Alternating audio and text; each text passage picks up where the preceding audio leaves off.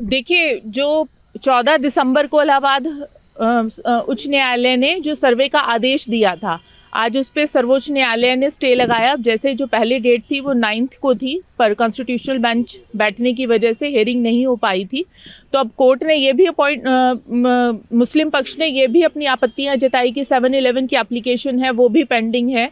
तो आज सर्वोच्च न्यायालय ने ये कहा कि जो ट्रायल कोर्ट का ऑर्डर है सर्वे का, सिर्फ उस पे ही कुछ समय के लिए रोक लगाई है, जिसमें जो नेक्स्ट हियरिंग है वो अब 23 दिसंबर को होगी। और देखिए, कुछ ऐसी टेक्निकल ग्लिचेस थी जिसको अब शायद हिंदू पक्ष को भी उसमें रेक्टिफाई करने का मौका मिल जाएगा। और दूसरा, हाईकोर्ट ने स्पष्ट रूप से ये कहा है कि जो ट्रायल चल रहा है हाई कोर्ट में, उसमें किसी भी प्रकार की रोक नहीं है।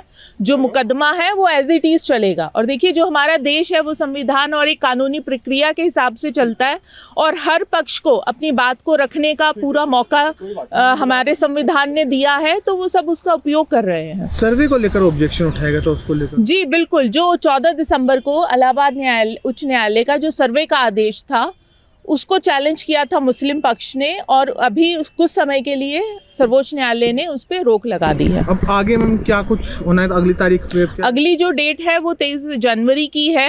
तो इसमें अब जैसे हिंदू पक्ष को नोटिस इश्यू हुआ है, तो उसमें जो भी शॉर्टकमिंग्स रही हैं टेक्निकल, तो वो अब हम उसमें आगे उसको रेक्टिफाई कर लेंगे। हमारी जो सुप्रीम कोर्ट में मांग थी कि जो इलाहाबाद हाई कोर्ट ने ऑर्डर किया है कमीशन भेजने का ईदगाह मस्जिद मथुरा में, उसको स्टे किया जाए, वो मान लिए। लेकिन जो महत्वपूर्ण बात है वो ये है कि माननीय उच्चतम न्यायालय ने ये बार बार ऑब्जर्व किया आज ओरली कि जो पिटिशनर ने जो अपनी एप्लीकेशन कमीशन के लिए लगाई थी उसमें क्लैरिटी नहीं है।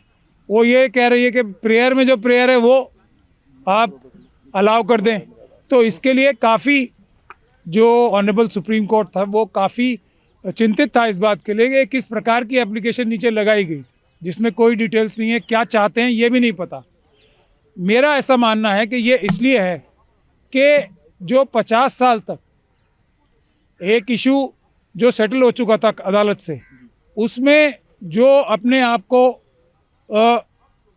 भक्त बताते हैं और नेक्स्ट बेस्ट फ्रेंड बताते हैं, वो 50 साल तक सोए रहे। फिर सडनली 2021 में उनकी एक बार आंख खुली, तो ये नींद से जाग के जो आंख खुली, मेरा ऐसा मानना है उसकी वजह से क्लैरिटी नहीं है इनको। आज सुप्रीम कोर्ट ने आदेश दिया है कि जो मुस्लिम पक्ष की तरफ से जो दलील दी गई थी कि सर्वे को रोक दिया जाए, क्योंकि हाई कोर्ट ने आदेश दिया था कि ईदगाह मस्जिद का सर्वे होगा, तो आज सुप्रीम कोर्ट ने सर्वे के आदेश को कुछ दिनों के लिए स्थगित कर दिया है। मैं मुस्लिम पक्ष को कहना चाहता हूं कि आप सर्वे को कब तक रोक पाएंगे, क्योंकि आपके पास कोई सबूत ही नहीं है। प्राचीन जितने भी सबूत हैं सब हिंदू पक्ष के पास हैं। पानी का बिल, बिजली का बिल, कचरा खतौनी में नाम, पुरानी खेवट में नाम, सब हिंदू पक्ष का है। जो नगर निगम का टैक्स है वो भी हिंदू पक्ष देता है। तो आपने केवल कुछ दिनों के लिए सर्वे को रुकवा दिया है, लेकिन एक ना एक दिन सर्वे जरूर होगा। जितने भी हमारे हिंदू पक्ष हैं, सनातनी हिंदू भाई हैं, सभी को आशा है कि ईदगाह मस्जिद की सर्वे हो जाए तो दूध का दूध पानी का पानी हो जाएगा। क्योंकि जब हमने बिजली चोरी की शिकायत की थी तो ईदगाह में बिजली चोरी पकड़ी गई और 3 लाख का जुर्माना हुआ। तो मुस्लिम पक्ष के पास सबूत नहीं है, वो केवल मामले को लटकाना चाहता है। वो चाहता है कि कैसे भी सर्वे डिले हो जाए और हमारा कब्जा बरकरार रहे। लेकिन मैं मुस्लिम पक्ष को कहना चाहता हूँ, जब तुम्हारे पास कोई सबूत नहीं है, तुम्हारे पास कोई पानी बिजली का बिल नहीं है, फिर भी तुम कब तक इस कब्जे को बरकरार रखोगे? एक ना एक दिन न्यायालय को भी सबूतों के आधार पर पता चलेगा कि तुम्हारे पास कुछ नहीं है, तो सर्वे जरूर होगा। मुस्लिम पक्ष और हिंदू पक्ष को सुप्रीम कोर्ट दोबारा सुनेगा। सुनने के बाद में जो भी आदेश आएगा हमें स्वीकार है, क्योंकि हिंदू हमेशा संविधान और न्यायालय पर विश्वास करता है। लेकिन मुस्लिम पक्ष को न्यायालय पर विश्वास नहीं है। वो हाईकोर्ट के आदेश के खिलाफ सुप्रीम कोर्ट गया और उसने स्टे को रुकवाया। मुस्लिम पक्ष स्टे को इसलिए रुकवा रहा है क्यों उसके पास कोई सबूत नहीं है।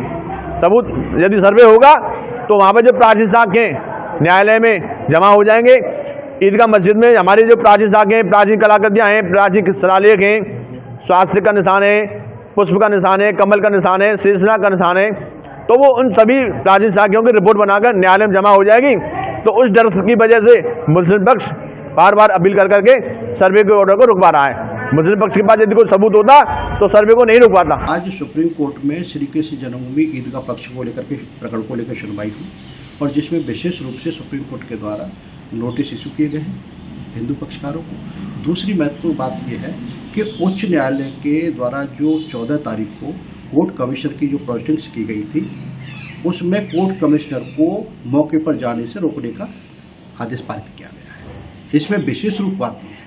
दूसरी बात यह है कि उच्च न्यायालय की किसी भी कार्रवाई को आगे नहीं रोका गया है।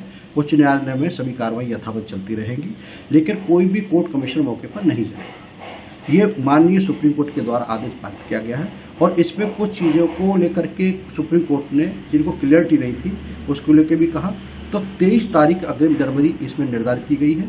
23 तारीख को जो शाही ईदगाह पक्ष की 2 SLP हैं, एक ट्रांसफर एप्लीकेशन और एक स्टे एप्लीकेशन, इन दोनों की 23 जनवरी को उच्चतम न्यायालय में सुनवाई होगी जिसमें आप अपना पक्ष रखेंगे। हमारा ये मानना है कि इसमें उच्च न्यायालय की किसी कार्रवाई को नहीं रोका गया है। उच्च न्यायालय की कार्रवाई यथावत चलती रहेंगी, लेकिन कोर्ट कमिश्नरों की मौके पर जाने की स्थिति को रोक दिया गया है और विस्तृत रूप से उच्चतम न्यायालय का आदेश आने के बाद इसका अवलोकन करेंगे और अब अवलोकन के बाद आपको स्थिति बिल्कुल क्लियर कर दी जाएगी। लेकिन मैं मानता हूं कि सुप्रीम कोर्ट का जो आदेश है वो सिर्फ कार्रवाई को रोका नहीं गया, किसी को भी सिर्फ स्टे उस कार्रवाई को किया गया है कि कोर्ट कमिश्नर मौके पर न जाए जब तक कि अग्रिम आदेश ना हो जाए। तो कुछ चीज़ें हम उच्चतम न्यायालय में क्लियर करेंगे और 23 जनवरी अग्रिम तारीख निर्धारित की गई है और 23 तारीख को हम अपना पक्ष रखेंगे और मैं मानता हूं कि इससे कोई फर्क पड़ने वाला नहीं है। शीघ्र ही हम अपना पक्ष रखेंगे, स्थिति क्लियर होगी और स्थिति क्लियर होने के बाद कोर्ट कमिश्नर मौके पर जाएंगे।